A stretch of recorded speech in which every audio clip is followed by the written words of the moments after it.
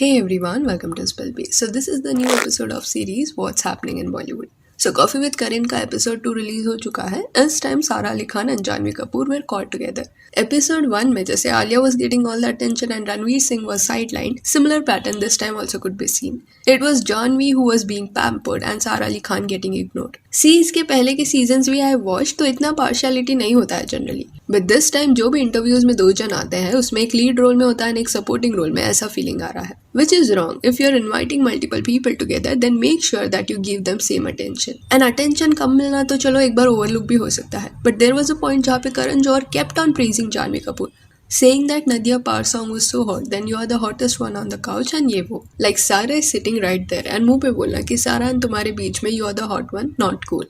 And generally ऐसे talk shows में जो भी सेलिब्रिटीज आते हैं उनकी तारीफ होती है, पर होस्ट जो है ना वो न्यूट्रल रहता है. अगर मल्टीपल एक्टर्स आ रहे हैं तो शुरुआत करने से पहले सबकी तारीफ होती है. तो जानवी की तारीफ हो रही थी, इससे no one has the problem. पर सारा अली खान की तारीफ छोड़ो, क्वेश्चन ही बेइज्जती टाइप वाले पूछे जा रहे थे. उसे डायरेक्टली पूछा गया कि तुम्हारे इंस्टा पोस्ट तुम्हारे घर वालों को क्रिंज नहीं लगते क्या. It was a clear scenario जहाँ पे जानवी एंड सारा में से एक को ज्यादा ग्लैमराइज करके दिखाने का कोशिश किया गया.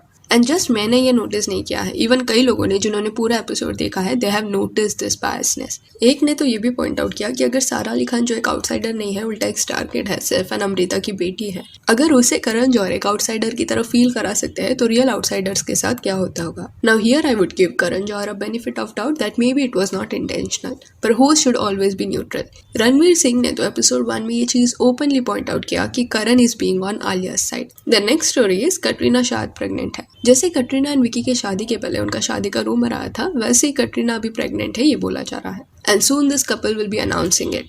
कुछ दिन पहले आलिया ने भी उसकी प्रेगनेंसी को अनाउंस किया था एंड अभी कटरीना के बारे में भी सेम रूमर्स है. सो दोनों भी ओकेजन पे I have seen people making similar kind of statements on internet saying that कि आजकल सेलिब्रिटीज ये मामले में बहुत ज़्यादा क्विक हो गए हैं. तो एक लॉजिकल रीजन भी है इसके पीछे. If you see Bollywood celebs जो है ना वो लेट शादी करते हैं, जनरली 30s में, अर्ली 30s और लेट 30s में. अभी मेल एंड फीमेल का एक फर्टिलिटी स्पैन भी होता है, कब वो सबसे ज्यादा फर्टाइल होंगे and when their fertility will start decreasing, इसका टाइमलाइन होता है. तो let me first show you that. Women के केस में ये बोला जाता है कि women's peak reproductive years are between the late teens and late 20s. By age 30 fertility starts to decline. This decline becomes more rapid once you reach your mid 30s. By 45 fertility has declined so much that getting pregnant naturally is unlikely for most women. And आदमियों के case में ये बोला जाता है the age where a man is most fertile is between 22 and 25 years. It is suggested to have children before the age of 35. After this age the male fertility begins to worsen. और ये जो gap age है ना वो आज की generation में और भी ज़्यादा कम होते जा रहा है because of their lifestyle.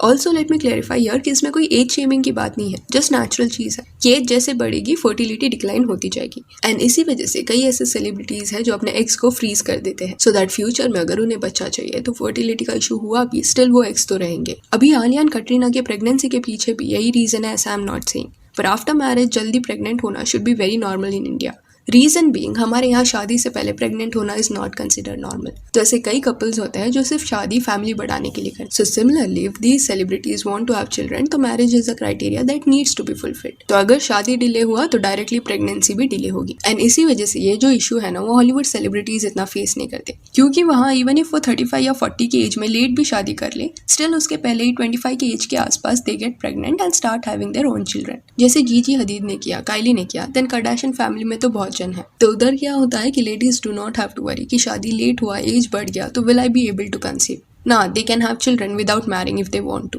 पर हमारे यहाँ ना ये चीज बॉलीवुड इंडस्ट्री में भी नॉर्मल नहीं है. इफ यू सी प्रियंका चोपड़ा के प्रेगनेंसी के वक्त भी लोग बिना कुछ सोचे समझे उसे शेम कर रहे थे for choosing surrogacy and not carrying her own baby.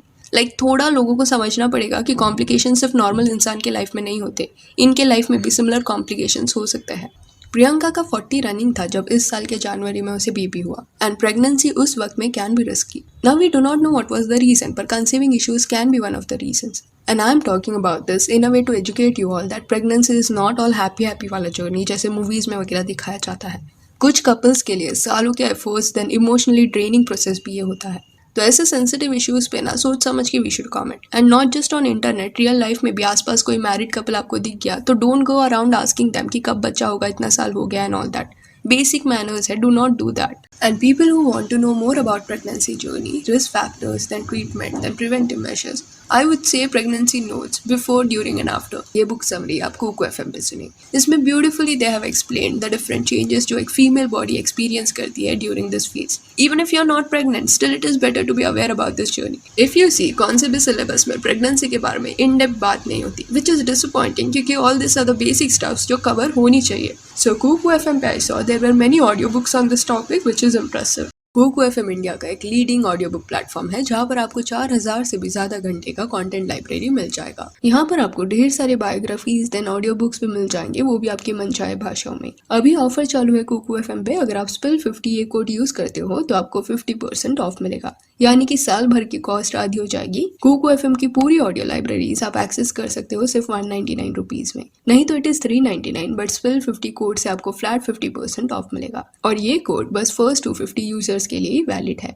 The next story is about Ananya Panday and Vijay Deverakonda. दोनों के साथ में लाइगर फिल्म आ रही है. नकड़ी पकड़ी सॉन्ग रिलीज हुआ है उस फिल्म का. ये फिल्म धर्मा के अंडर बन रही है. लाइगर को जो ग्लिम्स दिखाया गया था दैट वाज गुड, बट ये Akdi Pakdi song is not something that I personally would like to listen to. I did not like it. ऐसा लगा कि गाने के नाम पे डायलॉग्स बोले जा रहे हैं. एंड बॉलीवुड की ना भी सॉन्ग क्वालिटी थोड़ी डिग्रेड होती हुई दिखाई दे रही है. एनीवेज लाइगर फिल्म से आई रियलाइज कि अनन्या पांडे के फिल्म सिलेक्शन में एक पैटर्न देखने मिल रहा है. Actresses generally prominent roles prefer करती है एंड ऐसी फिल्में वो डिमांड करती है जिसमें उन्हें अच्छी खासी स्क्रीन स्पेस मिले. बट अनन्या का ऐसा कोई डिमांड नहीं होता. सीम्स लाइक कि फिल्म मेकर्स अगर just for the glamour question भी अनन्या पांडे को लेते हैं तो she is okay doing that. थोड़ा स्क्रीन स्पेस मिलना is not an issue for her. If you see the films that she has done till now तो ये नोटिस करोगे आप, वो ऐसी फिल्में ज्यादातर करती है जिसमें मल्टीपल स्टार्स होते हैं, या अगर एक ही लीड है तो ऐसा लीड एक्टर होता है जो इमेंसली फेमस होता है, जैसे विजय. एंड अगर ये अननोइंगली हो रहा तो दैट इज कूल. एंड अगर ये स्ट्रैटेजी भी है तो काफी अच्छी स्ट्रैटेजी है क्योंकि it is working for Ananya. Films hit जा रही हैं. गहराइया हो या पति पत्नी और वो या student of the year film हो, सबने डिसेंट परफॉर्म किया है. खाली पीली फिल्म ही एक ऐसी फिल्म थी जिसमें ये पैटर्न नहीं देखने मिला था एंड वो फ्लॉप गई थी. अभी इससे क्या हो रहा है ना कि अनन्या का फिल्मी portfolio is looking good. Back to back Ananya ऐसी फिल्में देती जा रही है जो चल रही है, ये लोग देखेंगे. इतना कोई देखने नहीं जाएगा कि एक्चुअल में वो फिल्म में दीपिका थी या विजय था, इस वजह से वो फिल्म हिट हुई थी. And you can't really bash Ananya for not demanding prominent roles. उसने जस्ट कुछ साल पहले ही स्टार्ट किया है तो वो अभी भी एक एस्टैब्लिश्ड एक्ट्रेस नहीं है. तो इट इज बेटर कि जो फिल्म ऑफर हो रही है अगर उसमें पोटेंशियल है तो she should do it. Screen space का जिद, थोड़ा सीनियरिटी हो जाएगा ना इंडस्ट्री में, फिर वो कर सकती है.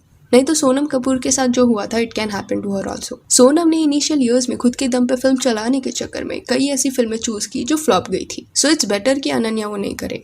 देन केसरिया सॉन्ग के बारे में भी बात कर लेते हैं. I was so excited for this song and initial lines अच्छे भी थे सॉन्ग के, पर फिर सडनली आई हियर लव स्टोरिया and I was like why they had to use this word. They could have used some other word instead of this. And वो भी hook line के just पहले ये love story वाला line आता है तो पूरा flow gets messed up. गाना इज एक्चुअली गुड, बट जितना हाइप क्रिएट हुआ था गाने के अराउंड वो एक्सपेक्टेशंस में भी मीट नहीं कर पाया है ये सॉन्ग. आई पर्सनली फील कि इस गाने में और भी पोटेंशियल था. एंड इस केस में लोगों के ओपिनियंस मेरे से काफी डिफर कर सकते हैं क्योंकि गाना जो है ना वो ट्रेंडिंग 1 पे चल रहा है. सो yeah, that's it. Do let me know what are your thoughts on Coffee with Karan का सेकंड एपिसोड. क्या आपको भी वो फीलिंग आया कि Janvi was being favored and Sara was getting ignored? And if you want you can follow us on Instagram जिसका link आपको description में मिल जाएगा. और ये वीडियो अच्छी लगी हो तो लाइक एंड शेयर करें और इससे और अपडेट्स के लिए चैनल को प्लीज सब्सक्राइब करें. Thank you.